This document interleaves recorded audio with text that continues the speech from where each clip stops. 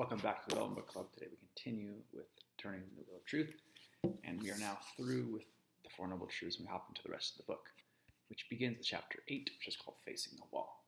And Sucito notes here that when we see things such as betrayal or losing a job, or hair going gray, losing a husband, spouse leaving, whatever, as not personal or non-personal, as aspects of a common experience, that there's an opening of the heart actually to something more serene. Our own stuff doesn't seem like so personal then. On the other hand, we don't always recognize that the constant need to be entertained, to progress even, or to be appreciated by someone is a sign of not being fully at ease with our own selves. There's nothing wrong with those things, or even like a vacation in Hawaii, sense pleasure, stuff like that, in themselves, but relying on this sort of happiness makes us very fragile and susceptible to the impermanence of the world. So we say, ask yourself, what does your happiness depend on? And what happens when, if not, then that's not available? Where are you at? And the answer is not to fill the hole with more things, creature comforts, etc., but instead to relax in this constriction and potential numbness. And notice the instinctive strategies. Pause, ground your awareness in your body, widen and soften, and give yourself time. Chapter 9 is called Abandonment, Stepping Out of the Fire. And in this chapter, he talks about dealing with the difficulties in other people. Let's say a daughter, for example, acknowledging the mind state that goes with a topic, put the topic to one side and be aware of the feeling and energy that are present there in that person. And then widen your awareness and spaciousness, empathy, and clarity will help to free yourself from that.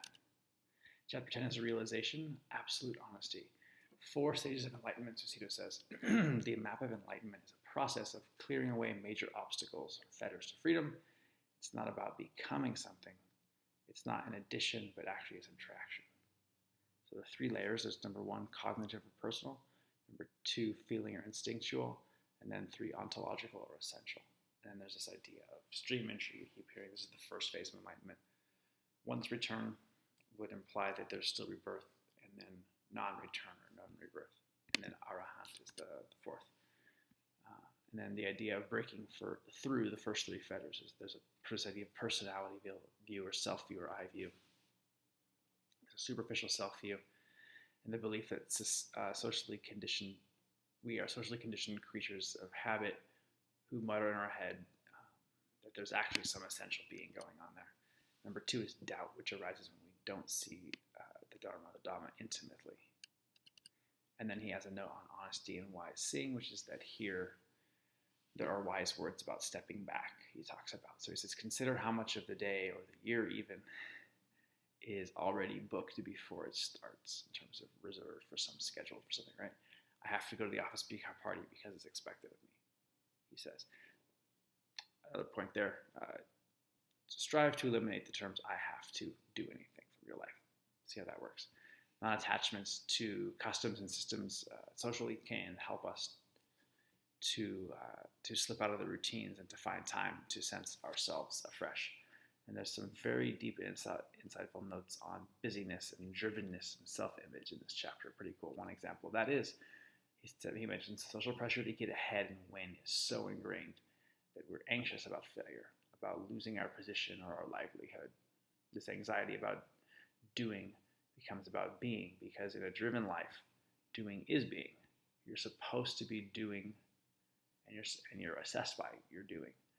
But anxiety about being isn't something we want to own up to. I put a little quote for Heidegger in there, because we should be confident, happy, and successful, of course, at all times in life, right? And they know on the path, he mentions real quickly as we end the video here, the path does not create it, the end of doubt, etc. So be aware of getting fascinated by the signposts and the paving stones and who laid them and which are the nicest. Just do some honest, unwavering walking. That is the path that is to be cultivated. And we'll see you next time.